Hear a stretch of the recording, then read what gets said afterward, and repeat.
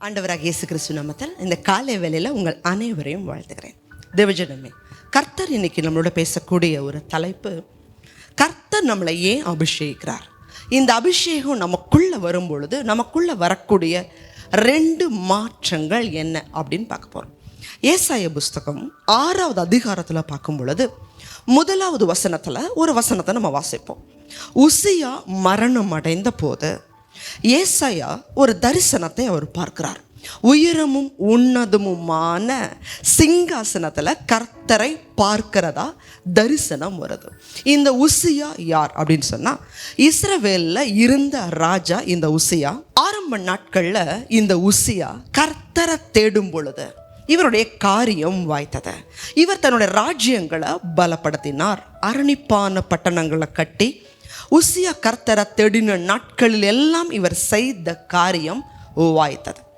இவரை கர்த்தர் ஆசீர்வதித்து பெருக பண்ணி இவருடைய ராஜ்யத்தை ஸ்திரம் அடைந்ததுக்கு பிறகு உசியாவுக்குள்ள மன மேட்டிமை வர ஆரம்பிச்சு, ஆசாரியர்கள் மாத்திரம் ஆசரிப்பு கூடாரத்தில் செய்ய வேண்டிய தூப கலசத்தை கையில் எடுத்து ஆசரிப்பு கூடாரத்தில் ஆசாரியர்கள் மாத்திரம் செய்ய வேண்டிய காரியத்தை மனம் மேட்டிமையினால இந்த உசியா செய்த போது, அப்பவே கர்த்தருடைய கோபாக்கின உசியா மேலே இறங்கி குஷ்டரோகம் பிடித்தது. உயிரோட இருக்கிற வரைக்கும் அந்த குஷ்டரோகம் அவரை விட்டு நீங்கலை. குஷ்டரோகியாகவே வாழ்ந்து மரித்து போனார். பிதாக்களோடு அடக்கம் செய்யப்படாமல் தனிப்பட்ட முறையில் இவரை அடக்கம் செய்ய வேண்டியதாக இருந்தது.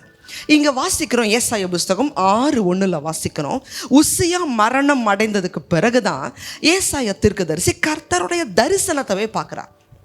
இதுக்கு நம்ம எதுக்கு ஒப்பிடலான்னு சொன்னால், உசியாங்கிறது மன மேட்டிமைக்கு அடையாளமாக இருக்குது. ஒரு மனிதனுக்குள்ள மன மேட்டிமை இருக்கிற வரைக்கும் கர்த்தருடைய பிரசன்னத்தை அவங்களால உணர முடியாது, கர்த்தருடைய தரிசனத்தை பார்க்க முடியாது, கர்த்தருடைய அபிஷேகத்தை பெற்றுக்கொள்ள முடியாது. இந்த உசியா மரணம் அடைந்ததுக்கு பிறகுதான் ஏசாயா தீர்க்கதரிசி ஆண்டவருடைய தரிசனத்தை பார்க்குறாரு. தொடர்ந்து நீங்கள் வாட்சிங்கன்னு சொன்னால், சேராபீன்கள் 6 செட்டைகள் இருந்துச்சு. 2 செட்டைகள் முகத்தையும் 2 செட்டைகள் கால்களையும் மூடிக்கொண்டது. 2 சட்டைகள் பறந்தது. தேவச்சனமே, ஏன் அப்படின்னு சொன்ன, இந்த ஏசாயா தங்களை நோக்கி பார்க்கக்கூடாது, ஜீவனுள்ள தேவனாக்கி கர்த்தரை நோக்கி பார்க்கணுங்கிறதுக்கு அடையாளமாக இருக்கு. ஏன் இந்த ஏசாயா ஆலயத்துக்கு போனார் அப்படின்னு சொன்னால், உசியா ராஜா மரணம் அடைந்ததுக்கு பிறகு இந்த இஸ்ரவேல் தேசத்தை ஆளுவதற்கு ஒரு ராஜா வேணுமே, அந்த பாரத்தில் இவர் ஏசாயா தீர்க்கதரிசி ஆலயத்தில் போய் ஜெபித்தார். தேவஜனமே, இன்னைக்கு நமக்கும் இந்த தேசத்தை குறித்து, சபையை குறித்து, ஊழியக்காரர்களை குறித்து, ஆத்துமாக்களை குறித்து நமக்கும் இந்த பாரம் தேவை. தேசத்தை யார் ஆண்டா என்ன நம்ம இருக்கக்கூடாது. அன்னைக்கு உசியாவுக்கு பிறகு தேசத்தை ஆளப்போவது யார் அப்படிங்கிற பாரம் இருந்ததுனால ஏசாயா போறாரு. நீங்கள் தொடர்ந்து அதே 6வது அதிகாரத்தில் 6வது 7வது வசனத்தை வாசிக்கலாம். அப்பொழுது சேராபின்களில் ஒருவன் பலிபீடத்தில் இருந்து தன் கைகளிலே பிடித்த குறட்டால் ஒரு நெருப்பு தழலை எடுத்து என்னிடத்தில் பறந்து வந்து அதனால் என் வாயை தொட்டு, இதோ இது உன் உதடுகளை தொட்டதினால் உன் அக்கிரமம் நீங்கி உன் பாவம் நிவர்த்தியானது என்றான். சேராபின்களில் ஒருவன் பலிபீடத்தில் இருக்கிற நெருப்பு தழலை ஒரு குறட்டில் எடுத்துட்டு வந்து ஏசாயாவுடைய நாவை தொடுகிறார். தேவஜனமே, இந்த பலிபீடம் எதை குறிக்குதுன்னு சொன்னால், இயேசு கிறிஸ்துவுடைய கல்வாரி சிலுவை. அதன் மூலமாக நமக்கு ரட்சிப்பு வந்துச்சு. ஆண்டவராகிய இயேசு கிறிஸ்துவையும் அவருடைய ரத்தத்தையும் எந்த ஒரு மனுஷன் கல்வாரி சிலுவையில் வந்து ஆண்டவராகிய இயேசு கிறிஸ்துவை தன் சொந்த ரட்சகராக ஏற்றுக்கொள்ளுகிறானோ, அதுதான் அவனுடைய பலிபீடம். அந்த ரட்சிப்பு தான் பலிபீடணும். ஒரு மனுஷன் ரட்சிக்கப்படணும்.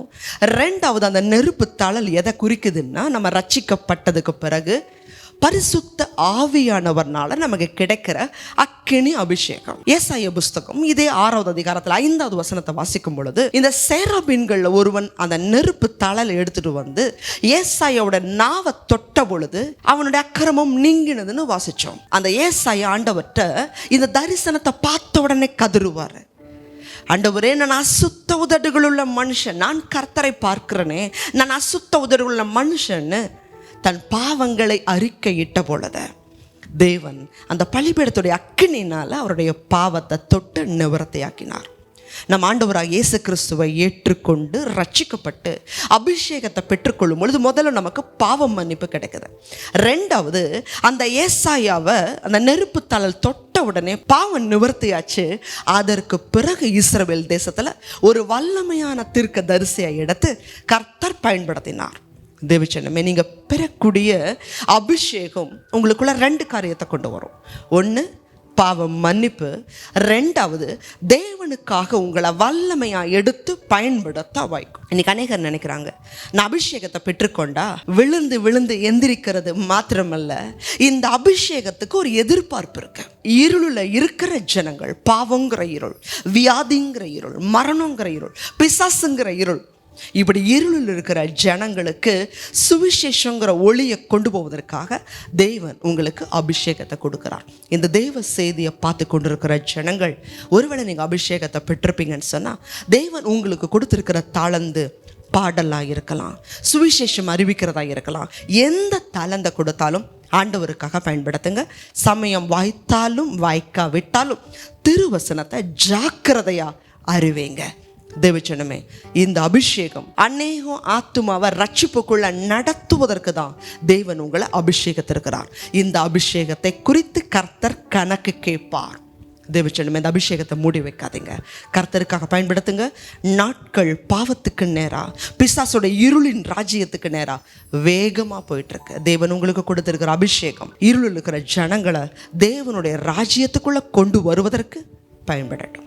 ஜெபிக்கலாம். அதிகமாக நேசிக்கிறீங்களா அன்புள்ள ஆண்டவரே? கர்த்தர் எங்களுக்கு கொடுத்திருக்கிற அபிஷேகம் தகப்பனே, நாங்கள் அதை மூடி வைக்காத படிக்கு, அதை ஏதோ ஒரு சடங்காச்சாரமாய் மாற்றி விடாத படிக்கு, கோயிலில் போனால் ஆலயத்தில் போனால் அபிஷேகம் எடுத்து ஜெபிக்கணும். அதுக்காக மாத்திரமல்ல, அநேகம் ரட்சிக்கப்படாத ஜனங்களுக்கு கர்த்தர்கிட்ட கொண்டு போவதற்கும் இந்த அபிஷேகம் தான் எங்களுக்கு ஆண்டவரே எங்களை வல்லமையாக பயன்படுத்தக்கூடியதாக இருக்கு. இந்த அபிஷேகத்தை பெற்றுக்கொண்ட ஜனங்க அநேகம் ஜனங்கள் ஆயத்தப்படுத்த உதவி செய்யுங்க, கிருபை செய்யுங்க. இயேசு கிறிஸ்துவின் மூலமாய் ஜெபிக்கிறோம் நல்ல பிதாவே, ஆமென். தேவஜனமே, உங்களுக்குள்ள இருக்கிற அபிஷேகம் அநேக ஜனங்களை தேவனுடைய ராஜ்யத்துக்கு கொண்டு வருவதாக இருக்கட்டும். ஆமென். God bless you.